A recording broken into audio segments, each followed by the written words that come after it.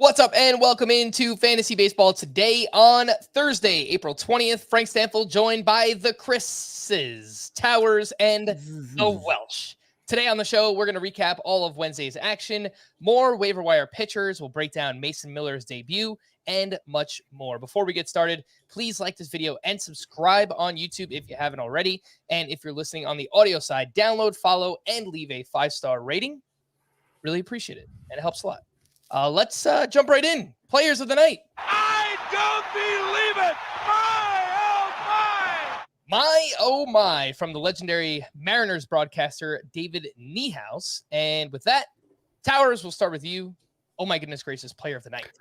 Scott White, who said to start Johan Oviedo at Coors Field. I would not have done that. And Scott turns out to be correct. Johan Oviedo had an excellent start on Wednesday night. It's Wednesday, right? I always forget. My schedule's weird. Sure. 6 strikeouts, 1 earned run, 3 hits allowed with 3 walks, only 3 hard hit balls in this outing. 13 swinging strikes on 84 pitches, 10 of those, of course, coming on his slider. It's a really, really good pitch. It's been really, really effective for him. I still have my concerns about how sustainable Johan Oviedo's performance is so far, because I'm not sure. Even with, a fastball that averages 97 miles per hour, I don't know how good any of his other pitches are beyond the slider, but the results have been excellent. He solved Coors Field. I do think it's worth pointing out, just as a general rule, that Coors Field is such a weird environment that, like, good or bad, I don't ever know how much you can really take from a start there, just because it's so different than any other place. And it's like, it's sort of random when pitchers do well, but he did well, and that's continuing a trend for Johan Oviedo. It's been a very impressive little run so far for him. And I has to be, I think, 100% rostered at this point. Johan Oviedo currently 66% rostered. He is a SPARP on CBS, so he has RP eligibility for those who play in points leagues. And you can beat the waiver wire by adding him now, because it looks like he does have 2 starts next week, up against the Dodgers, another test, and at the Washington Nationals. So kind of has those Jekyll and Hyde matchups going on for next week. I'll save the comparisons for later, because I have a bunch of other pitchers I want to talk about as well. And we'll compare Oviedo to Mackenzie Gore and Kyle Bradish and Mason Miller as well. We'll save that for just a little bit. But yes, Johan Oviedo has looked really, really good so far. Awesome slider. Strikeouts have been there, keeping the walks down. And the Pirates are actually hitting the ball so far. So yeah, getting some run support too. We'll point out he's had the 1 huge strikeout game, the 10 strikeout game. Very impressive against the Cardinals. I don't want to take away from it. Strikeouts haven't been quite there. The other 3 starts, it's been 4, 5, and 6. 15 strikeouts and 17 in the 3rd inning. So, just something to keep in mind. We're dealing with very small sample sizes. We're dealing with a guy who has never performed anywhere close to this level as a full-time starter. So, we'll see. But it's been very, very impressive so far. You know what I'm curious about when I think of like Oviedo, when you said he's a must start? I almost want to take who are all the really bad teams overall that are going to just struggle with wins, and how many must start pitchers exist out of all of those guys? So it's like the A's, none. Yeah. I mean, there could be an argument. Do you want to put the Pirates in there? You're saying Oviedo. What are the other really bad teams? The Tigers? Is Eduardo Rodriguez a must start? I don't think he's a must roster now. Okay, so what's another trash team? I don't know if you put the Reds in there. Royals. Now? I don't think the Royals have one. We'll get to that. Nationals. I can't. The Gore. So I mean, what Gore I'm saying and Gray are interesting, but I don't know. Certainly not must start for Gore and Gray. So is Oviedo the number 1 bad team pitcher? Is what you're saying? Hunter Green and Nick Lodolo. Yeah, are in that conversation. If you're putting the Reds in there. I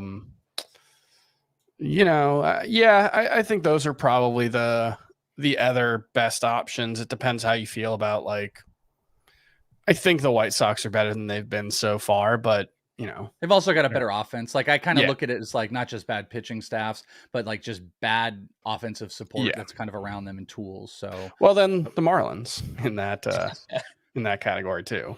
Yeah. Well, yeah. We're not gonna put Sandy Alcantara quite in that territory yet. He is gonna be excluded. So it's Oviedo is in a small group of what we would probably typically not suggest to people. pitchers on bad teams. That's right. Welsh, oh my goodness gracious for you. You're actually going down a different path here. What do you have? Oh my, Madison Bumgarner, how are you still here? Oh my, you know what? Nothing is surprising of what happened with Madison Bumgarner, except that he's still pitching. That's about it. So, oh my goodness gracious, how do the Diamondbacks continuously let this happen? How do they let him give up all those runs? You know what's awesome too is he started the game. Madison Bumgarner started the game. 2 relief pitchers on the Diamondbacks ended up having more swing and whiffs than Madison Bumgarner actually had in this game. He looked as bad as he always does. He had 4 total whiffs on 34 swinged pitches, and 80 total pitches were in there. It's garbage. The fastball, not good. Curveball, not good. Every pitch, not good. And it just comes to a head. And finally what you're seeing, I can let you guys know some of the Diamondbacks radio personalities that are around here that, I would call them like they're fed from the, when the team and people start to give them information, when they speak, it's because team personnel are starting to tell them. And one of these guys, John Gambadoro, said there is no chance under any circumstance Madison Bumgarner pitches this next game, whether it's a ghost injury or they completely cut it off. Also, he had that little incident with Contreras. He is such a cancer to baseball right now. I want him to go away. And this team, and a Diamondbacks team, we've all said this, and I'm just not saying anything new here, but if they take themselves seriously to be winners, there's no chance that this guy can continuously go out there. While Brandon Pfaadt too, of the whole thing, long-term about him, but it's interesting. His Stuff Plus numbers haven't been great so far in the minors. I was looking at Cyrus's Stuff Plus, but no pitcher had better Stuff Plus that went into the 80 pitch range. It's just very interesting. All of the pitches in high Stuff Plus numbers are guys that go about 50 pitches per game. Brandon Pfaadt is averaging 87 pitches a game. Guess what? 87 Brandon Pfaadt pitches, whatever he does, is better than Madison Bumgarner. So why he's there, I will not understand. Oh my goodness. You're muted though, Towers. And the way his contract is set up, he's due $23 million this year. Then it drops to $14 million. And that's a lot of money. The Diamondbacks aren't the Red Sox or the Yankees, but like the fact that contract was front loaded, it probably makes it a lot easier to get out of. I would be shocked if they cut him right now, but he will not take a bullpen role. And it's a clear cut that he will not take a bull. There's no chance he's going to take a bullpen role. The best way that this can happen, and this is what they should do, is they've got to phantom injury him. There's just no other way around it, because he's going to be a huge distraction to the team. And, the positive that they've had going for themselves this entire time is that Brandon Pfaadt, not only in the minors, it's very funny. I actually spoke to Brandon Pfaadt one day where he was piggybacking Madison Bumgarner that day during a spring training, and that has continued in on the season, where he is kind of the same schedule as Madison Bumgarner. Probably not a super crazy thing that the Diamondbacks did here. So the expectation is this has got to be the last straw. Literally the only thing that anybody can clamor towards is the money. And at some point, winning teams have to look past the money just a tiny bit, especially when that person is single-handedly causing losses. This is a negative WAR player. Madison Bumgarner got to go. And Brandon Pfaadt, he did get knocked around in his first start at AAA this season, but then he's been much better in the past 2. 4 2/3, 1 run, 5 strikeouts. And then his most recent start, 5 innings, 2 runs, 5 strikeouts in that one. And correct me if I'm wrong, Welsh, but I just checked the Reno box score, and he didn't start on Wednesday night, so I assume he's probably going to start tomorrow on Thursday. Is that it? Yeah, that's right. It's funny. While we were doing all this too, I was actually going to the Savant leaderboard page to see if he was up on there, and I'm guessing he's going to probably go tomorrow. Which, here's something I would watch. If he does pitch tomorrow. Let's see if there's a pitch count. Maybe, he's been going 87 pitches a game. What if you see him go 50? That might be calculated and be a little bit of a telling story if the Diamondbacks don't announce something for next week. So Brandon Pfaadt is 39% rostered on CBS right now, and I know that he is in Scott's top 5 prospects to stash right now, the top pitcher to stash. So if you're looking for that next guy, we've had so many call-ups already this season. We'll talk about Mason Miller in just a little bit, but Brandon Pfaadt is that next name that you want to stash, especially if you play in a points league. Brandon Pfaadt threw a bunch of innings last year. I think he's someone that if he pitches well, they're going to let him go 6. He's going to give you quality starts. He actually led the minors in strikeouts last season as well. So just so much to like about Brandon Pfaadt. Make sure to stash him now if you can. Oh my goodness gracious, for me is Luis Garcia of the Astros. I know there's like 5 different Luis Garcias, but he was off to a slow start, and we were getting some questions, some tweets, people asking, what do we do with Luis Garcia? He's off to a slow start. He's been like rock solid in his career. He's not an ace, but he's just like your prototypical SP3, SP4 in the rotation, and he pitches on a really good team, and he was fantastic on Wednesday night up against the Blue Jays. 7 shutout with 9 strikeouts, 23 swinging strikes on 92 pitches. That is a number we usually see from the likes of Jacob deGrom. 19 of them with his cutter. That's crazy. 19 whiffs on 34 swings. That's a 56% whiff rate. That is like a 35% swinging strike rate overall. Those have different denominators, which is confusing. What's the highest single pitch? Like, I would love to know, like, what is the highest single pitch in recent history of whiffs, like a fastball or a curveball? Like, what is that's an insane number off of the cutter. That seems like that's got to be near the top. Yeah, that is a tremendous. I'll look that up. And it's always been a great pitch for Luis Garcia, even entering this start. While he's gotten off to a rough start overall, his cutter this year has a 42% whiff rate, and it's always been a really good pitch for him. So I don't know if this is something he can maintain, throwing that pitch over 50% of the time consistently. But man, using it more, it looks like that could be a recipe for success for him. He kept the walks down in this start, still averaging 10.3 K per 9 on the season. And as I mentioned, he's been rock solid. And I think this is just kind of his start to get back on track. So if you were looking to buy low, I would say that window has probably closed. I don't think you should try and sell based on this. I think you're probably going to wind up getting what you expected out of Luis Garcia. I guess the one caveat with him is coming into the year, he was one of those pitchers that, he had the long delivery and he's rocking back and forth. And I guess we kind of had some question marks about how that would work because he had to change his delivery this season with the new rules being implemented. Welsh, is that something that worries you when it comes to Luis Garcia? Yeah, I think so. I think like there's a lot of like overall worries with pitchers in general about like the pitch clock adjusting things. Not to make it about this, but another one we've kind of seen is maybe like Alek Manoah. We were talking about this today on ITL. He struggled so much, and he was kind of a slow pace of game type of guy, and that maybe comes back to a little bit of a weight question and how he's adjusting in between. This obviously wasn't that with Luis Garcia, but he had to go from rocking the baby to making quicker pitches and decisions. And it's like, we're kind of seeing full throttle. I think that's a worry. Anybody that has anything unique or, on a negative side of unique to moving quickly, that was a worry. And Luis Garcia was the poster child of this. I don't think I actually would have put Alek Manoah in that. So yeah, I was worried about that, but the adjustments have come. And they've come at the expense also of a pitch becoming plus at this point. If that whiff rate is going to continue to go on with the cutter, it's going to give him the arsenal and the ability to move through hitters at a degree that really might be a buy at this point. Maybe Luis Garcia can be purchased in the trade market for a little bit less than you would actually think what his production is actually getting you. So you're not looking to sell high, right?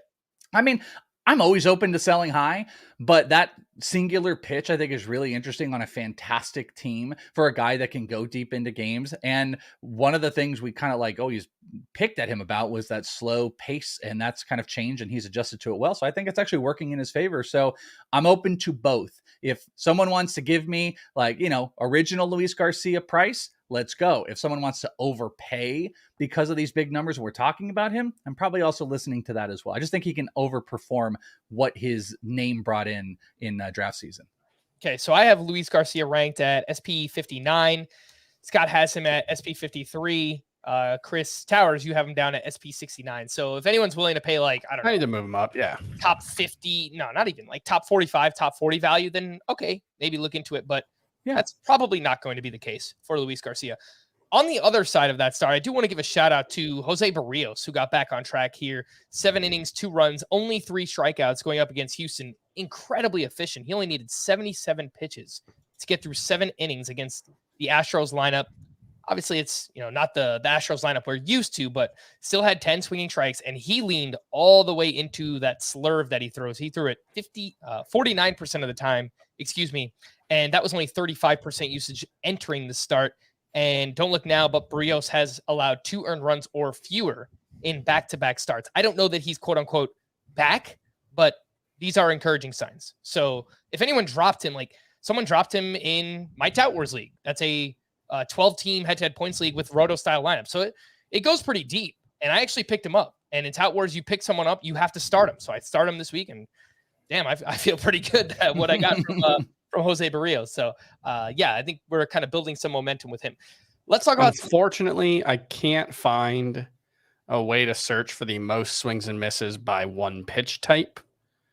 I was going to give you so much. Like I was a Predators bow. Like we're not worthy because I was like, how are you going to find that? James Paxton got 25 swings and misses with his fastball in a start back in 2018. So there's a fun fact. Wow. Not really useful, but just impressive.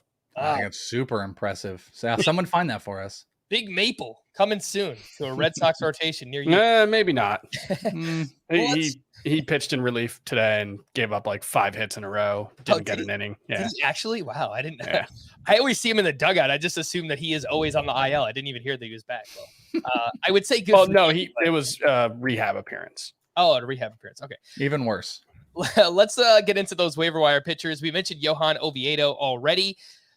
Let's put him up against some other names that look good. Mackenzie Gore turned in another quality start up against the Orioles. 6 innings, 3 runs, 7 strikeouts, 18 swinging strikes on 103 pitches. The only issue for Gore recently has been the walks. 4 walks exactly in 3 of 4 starts. But I've been pretty impressed by the whiff numbers for him. Kyle Bradish, awesome in his return at the Nationals.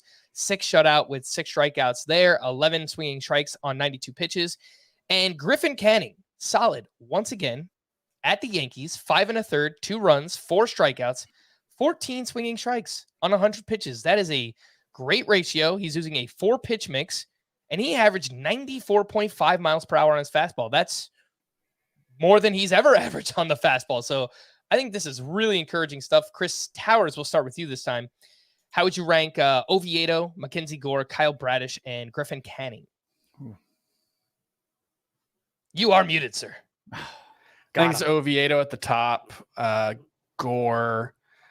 I'll give Canning 3rd on that list, and then no love for Kyle Bradish. Huh? Yeah, look, it's a good park. It's a decent situation suddenly, Baltimore, but I don't know if there's a ton of upside there. So I'll go with the other 3 guys ahead of him, but I'm keeping an eye on him for sure. The swinging strike rate in this start was pretty good, but not overwhelming.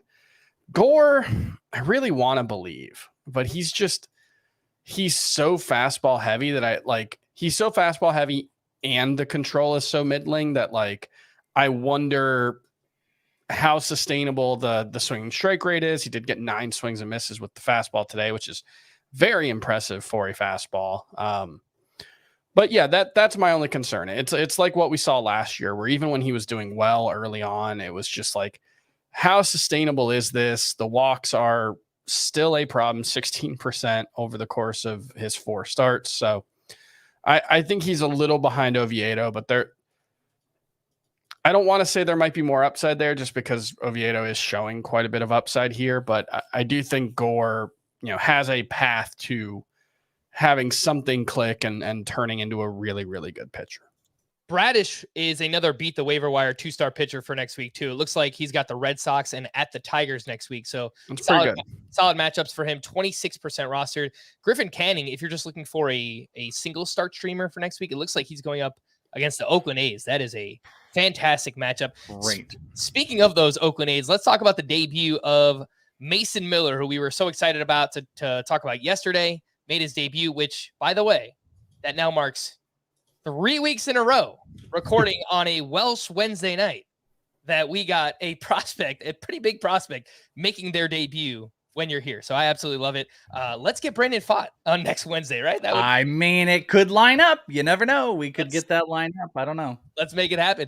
Mason Miller up against the Cubs, 4 1/3, 2 runs allowed, 5 strikeouts for him, 10 swinging strikes on 81 pitches. 5 of those came on the fastball. He had a mostly 3-pitch mix, 63% fastball usage, which he averaged 99.4 miles per hour on, 22% slider, 14% cutter. 15 of his fastballs were 100 plus miles per hour.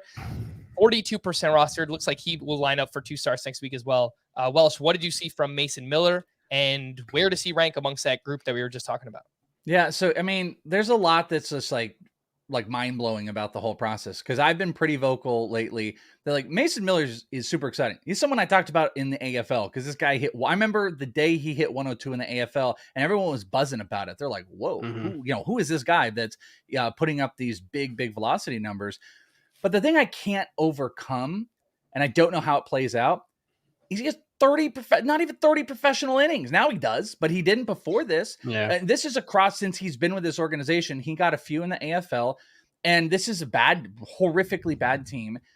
And I just don't know how this is going to play out. I guess it doesn't matter in the short term if we want to look at it, because he was good. He did do something that looked like it was a little bit different. He's kind of been a fastball cutter and then trying to implement the slider a lot more. It looks like the comfortability is there, and he threw that slider more than the cutter in this one. But he's like just big spin numbers. He attacks the zone. He feels very Hunter Greenish in retrospect, except this is like in the first year, because Hunter Green is, almost mixed in with the slider. Mason Miller does not have that. He was 63% fastball in this because he's got this big overpowering fastball. So at the end of the day, it's all exciting. One walk, the command was not a problem in this. But overall, I would say watch the command long term. He kind of reminds me of I don't even know if I said this to you, Frank. We were talking about Lodolo the other day, and he reminds me of Lodolo in the thing. This is what I'm worried about. How deep will Mason Miller get to go into games long term here? Are they going to put a pitch count on him? He's a guy that throws a lot of pitches, big fastballs, gets strikeouts like Lodolo, and Lodolo can be 80 pitches into the fourth or something like that, and they let him go 100 so he can get qualified wins. I don't know if Mason Miller is going to get to that, and that's my worry about the value. So kind of putting it all in. And by the way, I feel bad because I feel like I'm the only person that's like a little poo-pooey about him. Everyone's like, oh my God, our savior's here. Mason Miller, gif. Everyone's going nuts about it. I'm just like a little bit tapered down. I think from an excitement standpoint, I think you could put Miller at 2. I want to put Gore at 1, but I'm going to put him at 2 because I'm really impressed with Oviedo, especially with that slider usage. I think that's just such a good key for young pitchers. It's what I wanted Dre Jameson to do, throw the slider more than the fastball. So I'll go Oviedo, I'll go Gore, and then I think I'll put Miller right in that group. And then I'm with Chris. It's like, Canning, Bradish is kind of on the back end. But from an excitement standpoint, Miller has the highest upside. But I just don't see how he pitches the whole year. But what the hell do I know? And I think those are all very, very reasonable concerns that, like, I will worry about if he becomes 100% rostered. And then we start talking about, hey, should I trade him for player X? Like right now when we're talking about a guy who's 20% rostered, 30% rostered, 41%. 41% rostered. That's the long-term upside is not really the question. It starts to become the question when you're asking, should we trade him for Luis Garcia, or somebody in that range, a Reed Detmers or a Patrick Sandoval, like somebody who has plenty of upside in their own right. That's when it's like, okay, no, that's he's got injury concerns, he's got innings concerns, he's got injury concerns because he's, struggled to stay healthy since being drafted. And so, those are real concerns for another day, I think. Yeah, my concerns are about the chaos. At the end of the day, you go pick him up. I picked him up in a league. You do some fab. I would not drop more fab than I would have on Taj Bradley. I think I would probably do maybe 60% of that, whatever that is in your mind. I was more aggressive on Taj Bradley than most. A couple people like, why do you spend so much early? Taj Bradley's amazing. I'm not treating him like Taj Bradley. So you should pick him up and you should try to get him, and you can worry about those things later. But for you guys that start asking the questions, hey, should I drop Reed Detmers? Should I drop this guy and that guy? And what chaos should I do? That's what people are asking. What should I do this? That's where I'm like tapered back of like, is he going to go 5? Like how, if he had 15 starts, being an Oakland A and a guy that is going to probably have a hard time getting into the 5th, like how many wins do we think he's going to have? And that is a stat we have to think about. How much run support is he going to have? And will the command ever be an issue? I am being way too dad about it. Just go pick them up, have fun, but don't go crazy. I'm telling you guys, you stay out late, come home, keep your cell phone on, and don't stay out too late, and be safe. That's what I'm telling you with Mason Miller. That's your dad talking. Chris, did I hear some kind of like cat fight in the back? The cats decided to start fighting, which is usually they got so mad about my Mason Miller. They're usually great. They're usually sweethearts, but yeah, for some reason they just started fighting. I apologize for That's an omen for the cat fight. All the your literal cat Mason fight. Miller.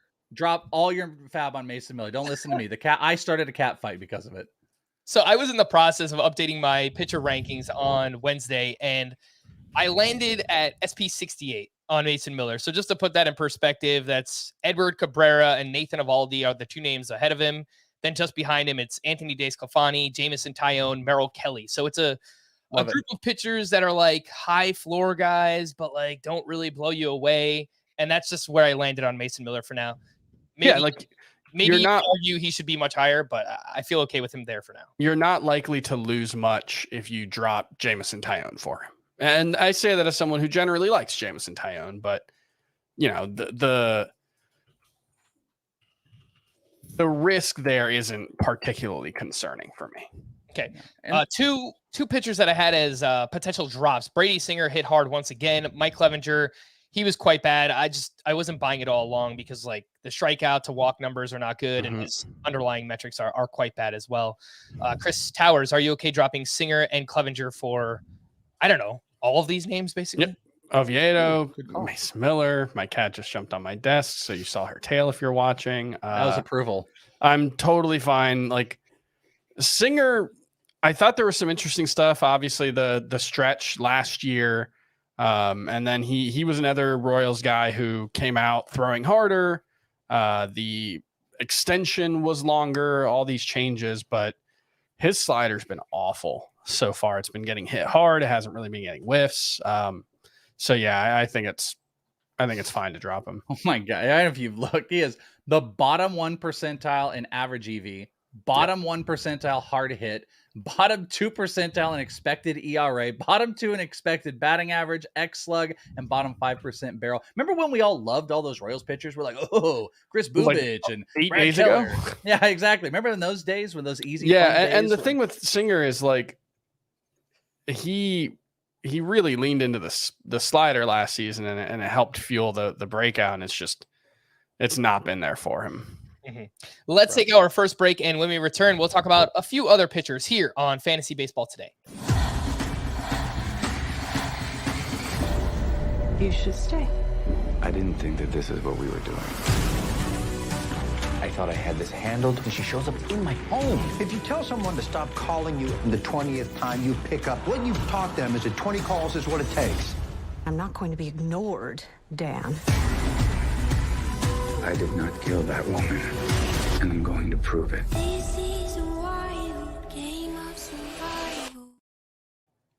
Ever dream about buying Fantasy Baseball Today merch? Well, now you can with a brand new Paramount shop, which offers a mountain of merch from the Paramount shows and movies that you love. Shop official apparel, drinkware, and accessories inspired by over 150 fan favorite titles: Paw Patrol, Yellowstone, Top Gun, Star Trek, South Park, SpongeBob SquarePants, and your favorite CBS Sports podcasts like Pick Six, Fantasy Football Today, and of course, Fantasy Baseball Today. Scan the QR code in the top right corner if you're watching on YouTube, or head to ParamountShop.com. Paramount Shop, where products are paramount. A couple other pitchers that I had, not nearly as exciting as the ones we've already mentioned. Eric Lauer had a strong start at the Mariners, 7 2/3, 2 runs, 4 strikeouts in that one. Cal Quantrill turned in a scoreless start at the Tigers.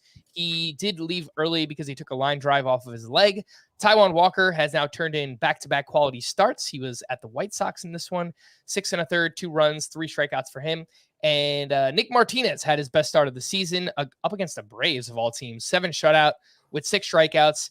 And I did have one more. Marco Gonzalez, where did this come from? No clue. 6 innings, 2 runs, 9 strikeouts for him. Welsh, anything with these slightly less exciting pitchers: Marco Gonzalez, Nick Martinez, Taijuan Walker, Cal Quantrill, and Eric Lauer? Eric Lauer is always interesting. Remember last year he had that like insane early season run where his fastball was like elite reliever-esque. It was like the most dominant single fastball of any starting pitcher. So like he can tear that thing on. So I guess I'm always kind of maybe watching him. Taijuan Walker is the one that I kind of like I keep going back to. Hard hit has gone down, K percentage kind of wavering. The only thing that has been bad is he's just been walking a whole bunch. But I think early season on stuff has taken away. There's great team context in there as well, by the way. I mean, obviously, the Phillies are going to do great work in it. And overall, one of the bigger changes I guess we've seen is the split finger has been a decent amount more. He was a primary just by a little last year fastball. He's gone, and it was 29 to 27% mix. It's 36% on the split finger this year and 25% on the fastball, both better batting average against so far this year. So his primary pitches, hitters are not really getting a hold of. He's got a great team behind him. So I kind of like Taijuan Walker. I kind of target him and half decent matchups as a guy that you can play bets on and try to get into spot starts. Speaking of matchups, if you are just looking to stream any of these guys for next week, Eric Lauer looks like he's going up against the Tigers, and Cal Quantrill has the Rockies. That start is in Cleveland. So obviously you get the Rockies on the road. That's much better. Last thing on Lauer is I agree that fastball was great last year. So far, it is down nearly 3 miles per hour compared to last season. He is averaging 90.6 miles per hour compared to 93.3 last season. Let's get into some news and notes. Crazy scene out in Los Angeles as Max Scherzer was ejected for a foreign substance, either on his hand or glove. Both Scherzer and Buck Showalter argued that it was a mixture of rosin and sweat, which would be legal technically. Scherzer is now facing a 10-game suspension as well. Something that I saw on Twitter is that apparently umpire Phil Cuzzi has been the umpire in all 3 of the ejections that have taken place so far. So I don't know if it's literally just something about him. Chris Towers, do you have any take on this? Because I feel like it was a pretty wild scene out there in LA. I don't really know what to think. I mean, there's been a lot both towards the end of last season and then in spring training this year talk about pitchers have figured out something to get their spin rates back. Just league-wide spin rates have not quite gotten back to like the spider tack era, but they've been higher than they were immediately post crackdown. And whether it's sweat and rosin or sunscreen, whatever, there's clearly something going on. And there was a report earlier in the season or before the season that MLB was going to crack down on it.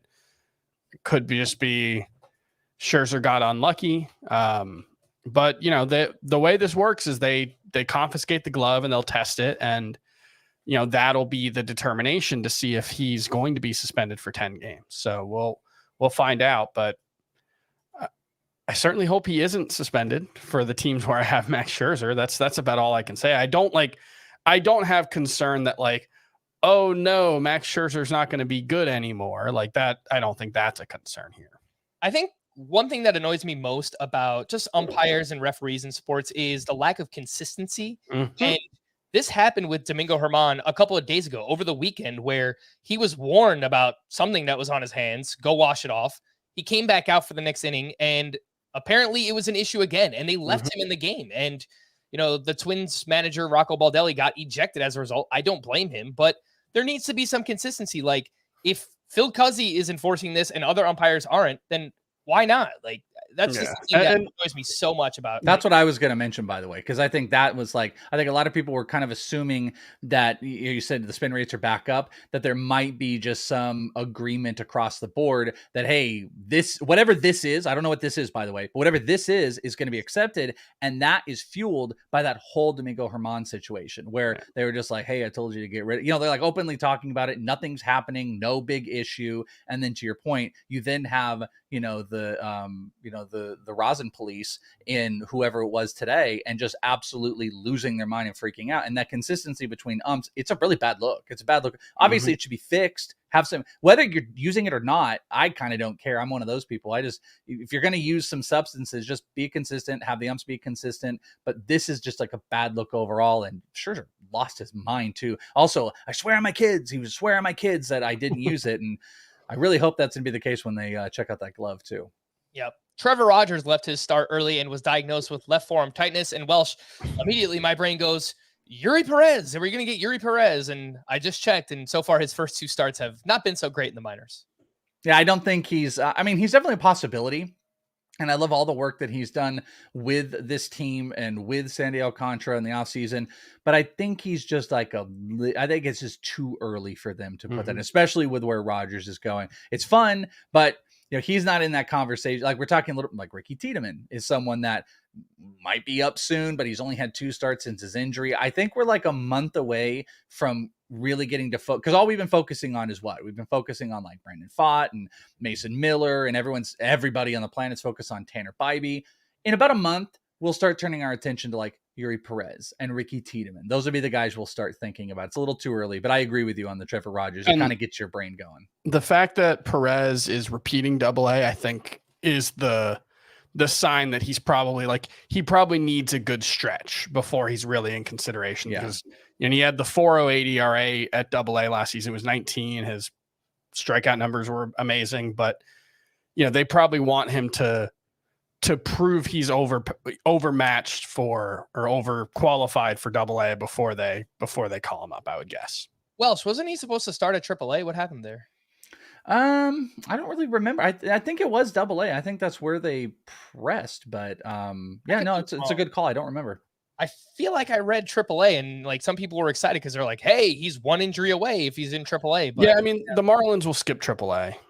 They've done that before, so it's not that's not an impediment. So for me, it's just the fact that he is repeating AA probably tells me that they want him to prove it first. But if he rips off 3 really, really good starts in a row, I could absolutely see that changing. Jorge Mateo was removed from Wednesday's game due to right hip discomfort, which is unfortunate. He's been one of the best players in baseball so far this season. Initial test on Carlos Rodon's back came back normal. The Yankees are still waiting on a few other tests before determining the next steps for Rodon. Mariners GM Jerry Dipoto believes that Robbie Ray could return in the middle of May, but that's just a guess at this point. Ray hasn't resumed a throwing program yet. I'm not really sure how Jerry Dipoto came up with this timetable, if he really has nothing to back it up, but this was a report, so I am reporting it to you. No surprise, but Taj Bradley will remain in the Rays rotation and is scheduled to make his next start Monday against the Astros. Has it been weird at all? Can I just add, has it been weird that every start is like, yeah, we're going to start on this time, guys? Why is it? I think it's weird that there's no commitment. I don't know what's going on with the Rays. Like how long it took them to put Springs on the IL, how long it took them to confirm Bradley was coming up. Yeah, it's very strange. I don't really understand it. I've been just super weirded out by that situation where there was just like, hey, good news. I think Mark, I'm forgetting his name, the beat report. He was just like, hey, good news. He is going to start this day. And it's like, yeah, isn't he going to start all the days? Why isn't he? Why is he going to be the guy? It doesn't, at this point at least, I don't need to be told that Taj Bradley's going to make his next turn in the rotation. But apparently we do. Apparently we do with the Rays. So just, I don't know, keep that in mind. You all own him now, so you don't really have to worry, I guess. Maybe they can save $40,000 by sending him down for a week, and maybe that's what it is. I don't know. It sounds like a Marlins move. Would not surprise me with Tampa Bay. Corbin Burns is still scheduled to start Sunday's game against the Red Sox. Good news on him. Ramon Laureano was placed on the IL with a left groin strain. Starling Marte left Wednesday's game due to neck stiffness.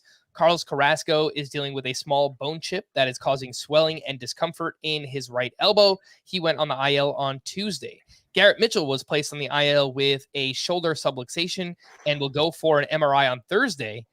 And Welsh, again, the prospect senses are tingling. I started thinking about Sal Frelick, but apparently he was not in the lineup on Wednesday because he was dealing with a jammed thumb.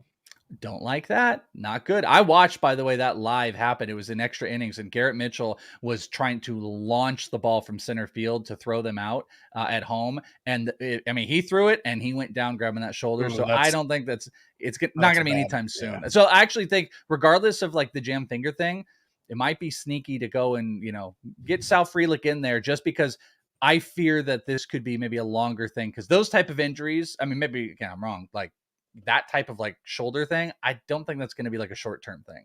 And they might look for like a more long-term option. And Sal Frelick is that guy that everyone was pissed when Joey Wiemer got the call up, because Frelick has absolutely been dominating, was great in the WBC. So maybe this news will give you an opportunity to sneak him on a roster before it becomes official, maybe over the next week or so. Just me speculating. And in case people are wondering, what can I get from Sal Frelick? I've heard Stephen Kwan, but better comps. Like it's hard to say because Stephen Kwan has actually been really good so far in the majors, but that is the type of player that you're hoping for with Sal Frelick. Alex Wood was placed on the IL with a hamstring strain. Manager Gabe Kapler said Ross Stripling has a good chance to move into the rotation. The Rockies reinstated Daniel Bard from the IL. Yoan Moncada is not expected to be back from the IL by the end of this week. He's been out with a back injury. Josh Donaldson has been pulled off his rehab assignment and underwent an MRI on his ailing right hamstring following a setback. Adam Wainwright threw 3 innings in his first rehab start at AA. He's 48% rostered. He's a deep league player. It's not much upside at this point. The Dodgers placed Miguel Rojas on the IL with a hamstring injury. Trevor May was placed on the IL with anxiety-related issues. His teammate, Danny Jimenez, was transferred to the 60-day IL. I don't know if the Oakland A's will ever get another save opportunity, but if they do, I think it's probably going to go to Zach Jackson, but that's just my Oh, maybe they'll troll us all, and then they'll announce Mason Miller is going to be the closer. That would be a great troll. I mean, either way, I guess he'd have value for fantasy, right? Yeah, that'd be fine.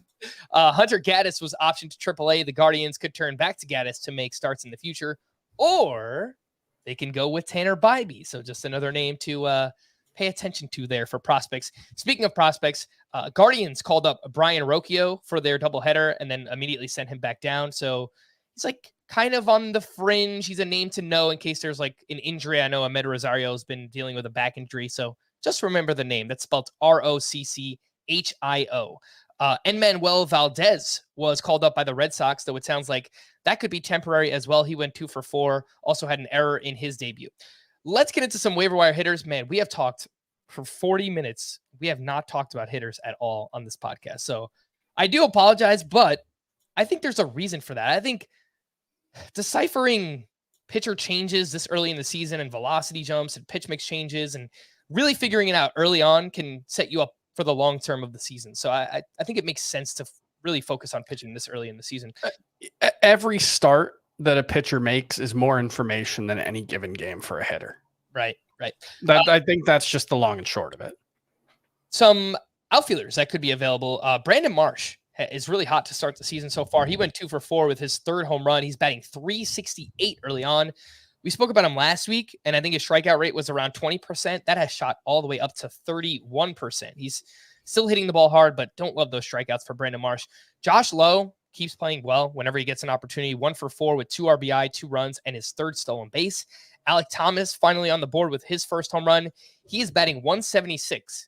His expected batting average is .298. He is hitting the ball really hard, and he's not striking out, but a lot of that has been on the ground. So that's been the issue with Alec Thomas. Trevor Larnach hit his 2nd home run, and Joey Gallo, 1st game back, 2 for 5, hit his 4th home run. A lot of these names are widely available. Chris Towers, they all offer very different things. I'll ask you about points leagues, and then Welsh, I'll ask you about category leagues. If you're looking to add 1 or 2 of these names in a points league, who stands out most to you? I don't necessarily love any of these guys in a points league, actually. I think they're all probably better in Roto. If I had to pick one, it would probably be Alec Thomas for points leagues, just because the plate discipline here is better than it is for anyone else. Josh Lowe, if I thought he was going to play every single day, I'd be very excited because I really like what I've seen from him, but it just hasn't been the case for him, and it's the Rays, so I don't think it's going to be the case. So Alec Thomas, I really like the skill set. I really like what he's shown. He hits the ball hard. He's athletic. He doesn't strike out.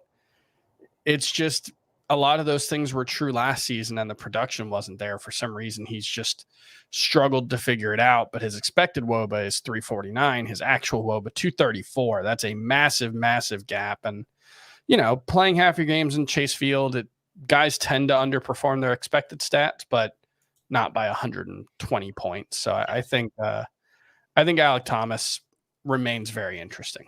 And he's playing. He is playing a lot right now. So if you're looking for volume, you could pick Alec Thomas up and hope he just keeps doing what he's doing, and eventually the numbers will come. Welsh, for you, any names here that stand out from a category Roto League perspective? Yeah, I mean, I think, like you said with Alec, you got to keep him in mind. The one thing I would add to that as well is the Diamondbacks are the fastest, most running team in baseball. When they get on the base paths, they are going. Alec Thomas actually got called out for a stolen base, I think today or yesterday. I've pretty much watched every game. So that's a guy, he's going to keep running. And if you do see a mold of the batting average coming back up, he's going to get on base more, which will equal more stolen base opportunities. So I think that's good. I'm very interested in Brandon Lowe. The only thing is like, wait, Brandon Marsh or Josh Lowe? Because he said Brandon Lowe. Oh, did it? Well, I think that Brandon Lau, actually, there was Brandon Lau. Yeah. I mixed them both together. Josh Lowe is very fascinating because of the big counting stat numbers. The problem is the worry of consistent playing time. So I go back to Brandon Marsh, and Brandon Marsh, he's going to play. He's going to keep going. I don't like the strikeout uptick, but the one thing I'm also trying to focus on is in very short sample sizes, these swing up and down. And that, we saw a lower strikeout percentage a little bit early on, that he can keep leveling this out. And I think that type of hot bat can keep going. So he doesn't provide the stolen bases, but I think all three of these guys have a home. I just think Brandon Marsh is probably the most consistent. Alec Thomas actually probably has the best stolen base upside. And if Josh Lowe were given the opportunity, he's probably the most well-rounded. So, pick and choose, follow your own journey there. If you need a catcher in a 2-catcher league, Jonah Heim has been playing very well. He went 2 for 4 with his third home run. He added 3 RBI and 3 runs scored on Wednesday. He is batting .311. The plate discipline has been solid. He's hitting the ball hard. 38% rostered is Jonah Heim. Again, that's more for 2-catcher leagues. And then in deeper formats, Towers, 2 names that stood out to me. Leody Taveras. We've seen flashes at times. I think he's always been more of like a potential than actually like realized potential. So far, but he went 3 for 5 with a double, triple, 2 runs, 2 RBI. Jarren Duran, very sneakily, is back with the Red Sox. He has started 3 straight games. He's got 4 hits and a stolen base during that time. So, maybe he's made some adjustments. He was someone we were excited about last year. We're talking like 15-team, 5 outfielder leagues, but any interest in Leody Taveras or Jarren Duran? I like the way you phrased it. He's sneakily back with the Red Sox, like they didn't know. He had to he climbed over the green monster and got in. Got in on the laundry cart and just popped up. He's like, "Hey, everybody." Jarren Duran is a guy that I continue to be interested in. At AAA, he's played 139 games total with 28 home runs and 36 steals. So there's clearly an interesting skill set, and if he shows anything, I'm going to be interested in him. So I'm probably more interested in him than Taveras, although I don't know, how long Duran's going to stay up. We've seen this countless times over the past couple of seasons. They'll call him up for a week, send him back down. So he's going to have to earn his spot, but I think it's a really interesting skill set if he does figure it out. Some signs of life from the prospect. Zach Neto went 2 for 3 with 2 doubles. He was batting 9th on Wednesday. That was with everybody in the lineup. Taylor Ward leading off. Trout and Ohtani obviously were in there. And Eddie Julian, that's what they call him on the Twins broadcast. So I guess that's what we're going with. He does not want to get sent down. He showed that on Wednesday. He went 3 for 4 with his second home run, 2 runs and 2 RBI in that game as well. The Pirates were awesome in Coors Field this past series. And I think I found the points league ad, Chris, if you need an outfielder in a points league. Andrew McCutchen, 2 for 5 with his 4th home run, more walks and strikeouts so far. He's sitting here and there because, he's the Veterans Day off or whatever, but given the plate discipline, I think he's got 4 home runs and 3 steals. He looks rejuvenated in a Pirates uniform, and I really like what I've seen so far in the deepest of leagues. Rodolfo Castro, he's got an everyday role now with O'Neal Cruz. He went 2 for 6 with his second home run. I think he had 3 batted balls over 95 miles an hour or 2 over 105, something like that. Obviously, Coors Field. But yeah, he had two batted balls over 105 miles an hour today. Rodolfo Castro did. Yep. Austin Gomber will do that, Chris. Yeah, that's fair. If you go up against Austin Gomber, I'm pretty sure you'll get like a 100 EV off or something like that. Connor Joe, I'm going to mention the name again. Everyone knows I love Connor Joe. 3 for 5 with a double, 3 runs, 4 hard hit balls in that game. Has started 7 of the last 8 games for the Pirates. Just got his revenge series in there against the Rockies. He's 3% rostered. I think it's still mostly an NL only, but if he continues to play every day, might work his way into 15-team league discussion. So just remember, let's pay attention to the playing time with Connor Joe. Let's take our final break, and when we return, we got some Worryometer Wake Up, player potentially to buy in dynasty leagues. We'll do that right after this. Absolutely magisterial here. Artigliaria del campionato brasileiro. Colpisce ancora. Golazo. Welcome back, and we had a few players on the worryometer yesterday that woke up in a pretty big way on Wednesday. Tommy Edman, he went 3 for 4 with his second home run, 5 RBI, 3 runs scored. He finished a single short of the cycle. It's always so interesting. It's the easiest one. I know, right? Well, what's happening? Juan Succo, sorry. He hurt us yesterday. He went 2 for 4 with his 4th home run of the season. The only run scored in that game between the Braves and the Padres. Jose Abreu, some good signs, 2 for 4 with 2 RBI in that game. Should you be looking to buy this player in Dynasty? Welsh, I want to get your thoughts. Spencer Torkelson went 2 for 3 with a double, hit his second home run of the season, 109.8 exit velocity, 417 feet. And he's posting some pretty interesting numbers right now. He's hitting the ball hard. The distribution of his batted balls looks better than it did last year so far this season. It's still very cold in Detroit this time of year. So I think, as things start to heat up, maybe we could see the ball fly a little bit better there as well. What are your thoughts, man? I feel like Torkelson, from a dynasty perspective, is probably one of the hardest young players to figure out. I agree. And, pulling back the curtain, Frankie and I were talking about this a little bit because, and I think Scott and I did this in the offseason. We're both still a little bit, and I think I'm speaking for him a little bit, still interested in Spencer Torkelson and still kind of want to buy in. I think it's too early to completely have written him off. He's in the max EV 87, top 13 percentile, top at least 50 percentile, 60, 35 percentile in hard hit numbers. That's still there. He's made some improvements off of last year. Those EV numbers are up. He's whiffing a lot less, showing a little bit more speed. I mean, he's trying to get there. He's got a 245 expected batting average as well. If we were to get a 245 batting average consistently through the year, I really do think there's a possibility that Spencer Torkelson could tap into 25 plus power on this bad team. I still believe in this guy. I still believe who he is. You've also seen a decrease in his strikeout percentage, which is a plus. So I want to be a believer that he is a cheap option in 15 plus dynasties that you can still go out and I don't know if you want to do the 1-for-1 we were talking about, but I think Torkelson is in a really sneaky spot where there are some prospects that are poking around in the majors or close that you could probably get Torkelson for or even less in leagues. So I think the power numbers are real, and I think he's starting to make those improvements. It might just take another year or two, but, watch out. Watch out. You get 20 plus homers and a serviceable batting average from Torkelson this year. Something that's very interesting with his plate discipline as well is, according to Fangraphs, his chase rate is nearly 42%. League average is around 30%. So he is chasing a ton of pitches. His swinging strike rate has not gone up. It's the same as it was last year. So I don't know if that's necessarily a good thing, but the fact that he's being more aggressive and he's not swinging and missing more and his strikeout rate has actually come down, I think that's a good thing. So I don't know. I like what I've seen from Torkelson under the hood a little bit so far. In redraft, I think you get him for probably dirt cheap, right? Dirt cheap. Probably a free agent in most leagues. And in Dynasty, I still think Torkelson is pretty interesting. So don't give up yet. Let's get into some leftovers. A few pitchers worth mentioning. Drew Rasmussen, solid at the Reds, 5 shutouts, 7 strikeouts.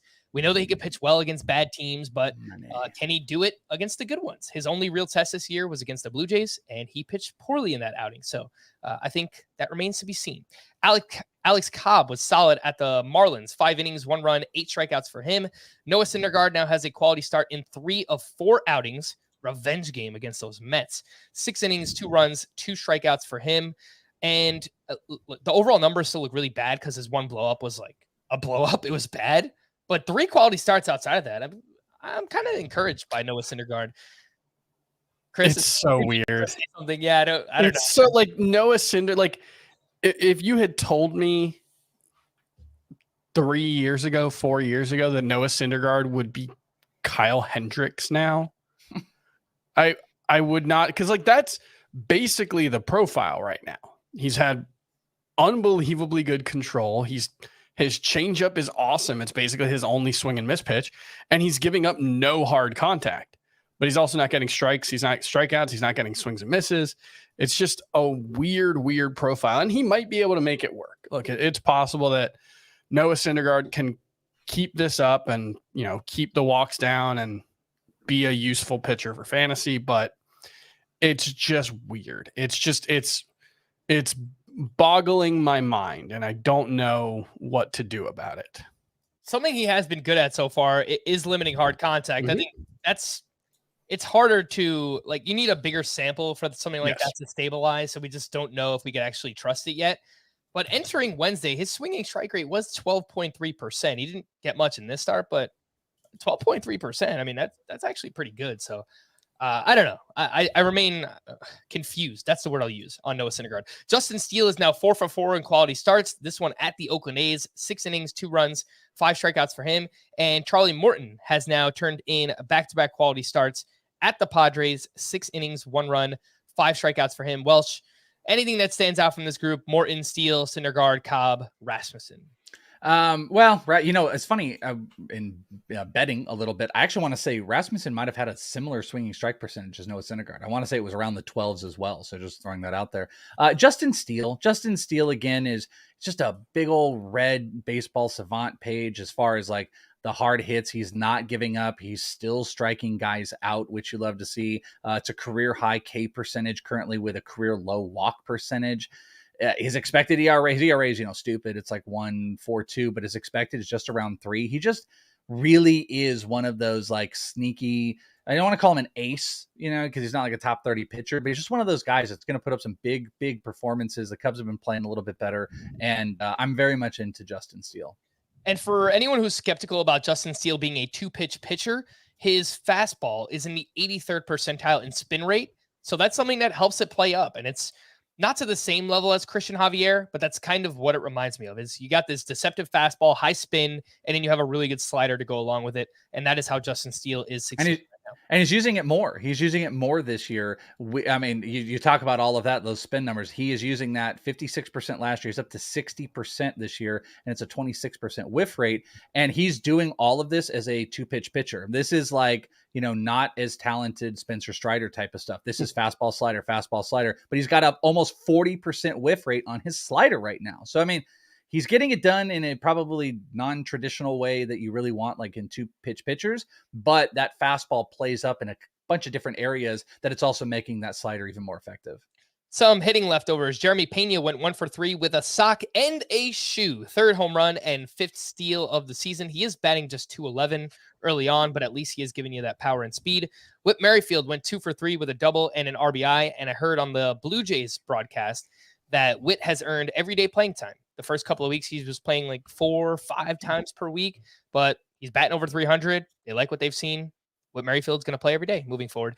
Yandy Diaz looks like he's kind of breaking out. 2 for 4 with his 6th home run. He had 9 all of last season. He already has 6. The exit velocity, 114.5 off the bat. That's back-to-back home runs, back-to-back games with a home run for Yandy Diaz with the improved launch angle. Towers, someone asked me on Wednesday, would I drop Ketel Marte or Miguel Vargas for Yandy Diaz?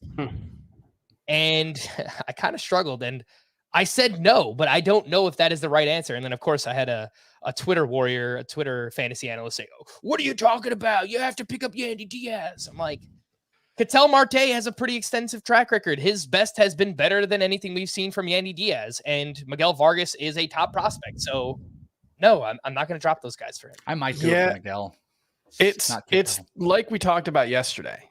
This might be your only chance to get Yandy Diaz. And if it is a breakout, the risks of not adding him are probably greater than the risks of dropping Miguel Vargas, because until Miguel Vargas starts to hit, he's not necessarily going to get added.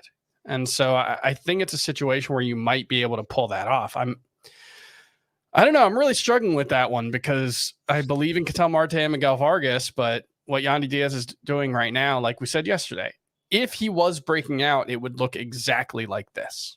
And so, yeah, it's tough. I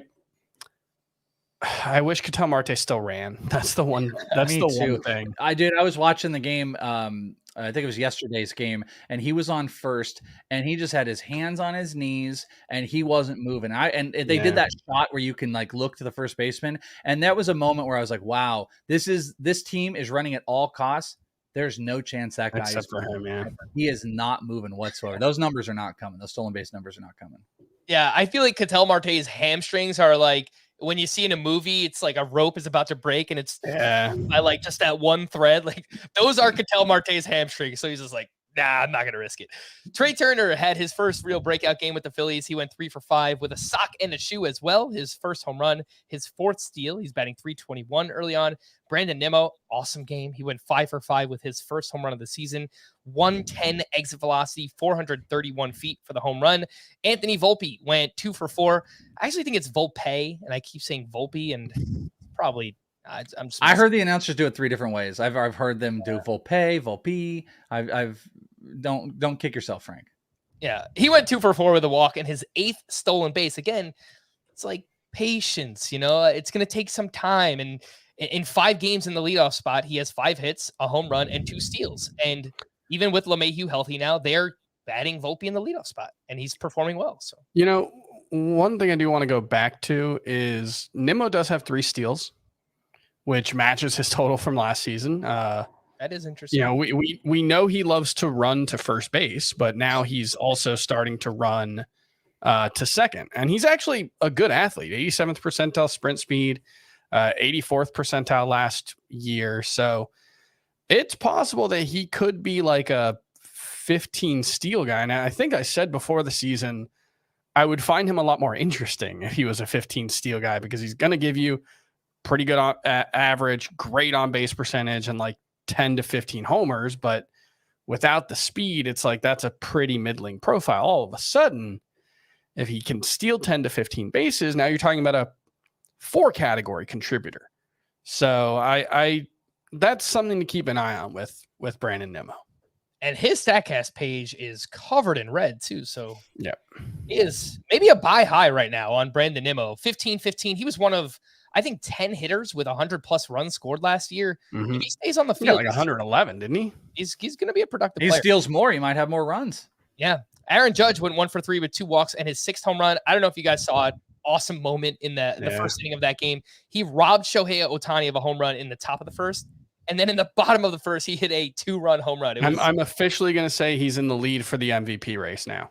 Yeah, let's go. He robbed a home run from his primary competitor and then hit one. So that's his version of being a two-way player. Exactly. That's his Ohtani version. Gotcha. Has to do that 29 times. Okay. Just imagine if he hit the home run off of Ohtani. Oh, gosh. Oh, Twitter would have lost its mind. Let's get into some bullpen updates for the Royals. Scott Barlow pitched in the 9th inning, down 6 runs at the time. He gave up 3 more runs. His ERA is 9.45. I think we are firmly in the Aroldis Chapman camp at this point. For the Phillies, a 3-run lead. Gregory Soto pitched in the 7th, Craig Kimbrell in the 8th, Jose Alvarado in the 9th. That is saves on back-to-back days for Alvarado. You need to add this guy. If you need to, he's 34% rostered. I think he has 19 strikeouts to 0 walks so far this season. One of you guys gave me credit for adding him yesterday in the Dynasty League, and then I didn't. I didn't start exactly him. what you're going. I looked at your team. I'm like, Chris, why did you start Alvarado? Yeah. So much for that. For the Mets, David Robertson got the 8th inning with a 2-run lead facing the top of the Dodgers lineup. He allowed 1 run. Adam Ottavino got the 9th with a 3-run lead, also allowed 1 run. He picked up his 3rd save. All of a sudden, David Robertson is clearly in the fireman role. Like the biggest spot in the game, they are going to pitch Robertson out of the bullpen. And then that means it's going to be Ottavino getting more saves as well. So I think both of these guys have value for fantasy right now. For the Brewers, Devin Williams was unavailable. Matt Bush got the final 2 outs for his first save. And then the regulars, Emmanuel Clase got his 6th save. For the Giants, Camilo Doval pitched in the 9th with the game tied. That was an iffy one. He nearly blew that one for the Giants. He's had multiple appearances like that so far this season as well. The only issue is his main competition, Taylor Rogers, has looked quite bad so far this season as well. For the Padres, Josh Hader walked 1, but picked up his 5th save. Let's wrap up with to stream or not to stream, and we will start with Thursday. Kenta Maeda at the Red Sox. Sure. Silence is definite. Yes. Yeah. Well, the Towers goes first. Towers goes first. Me. That's our rhythm. Fair enough. Tanner Houck versus the Twins. No. Nope. Luke Weaver at the Pirates. Nope. No. Jameson Tyone versus the Dodgers. Not the worst one, but no. Nope. Michael Wacha at the Diamondbacks. Nah. I'm not gonna fall for it again. No. Roansy Contreras versus the Reds. Nope. I would. I could do that. Yeah, Reds on the Strikeouts. road. I think it's Oh okay. yeah. Matt Strahm versus the Rockies. No. That one's out of Colorado. Yeah, it's in Philadelphia. Oh yeah. First Matt Strahm. start away from Coors Field. So. Yes, Matt. I'm a Matt Strahm guy. You get Matt Strahm out there. There's six strikeouts guaranteed. All right. Very specific number. I love it. Very nice. Ryan Nelson versus the Padres. I wouldn't. Nope. Oh, complete fail on my part. Gosh, it's the end of the podcast. It's Fernando Tatis Day. My God. Yeah. Gosh, what a fail. God. It is Tatis Day. Can't wait. I apologize. Is that one guy in the chat telling us that Fernando Tatis is going to hit 230 this year with 10 home runs or whatever it is? You know what we should do, Frank? Whatever his home run prop is tomorrow, smashing it. Yeah, Smashing whatever it is. Let's do it. Let's do it. All right. Sean Manaea versus the Mets. Nah. No. And Michael Grove at the Cubs. Nope. No, sir. On Friday, Yusei Kikuchi at the Yankees. Gosh, it could go well, but I can't do it. Also gonna pass. Drew Smyly versus the Dodgers. Nope. Nope. Mitch Keller versus the Reds. Yes. I could again. I'll pick on it. I'll go with Mitch Keller. Yes. Tyler Wells versus the Tigers. Nah. Nope. Braxton Garrett at the Guardians.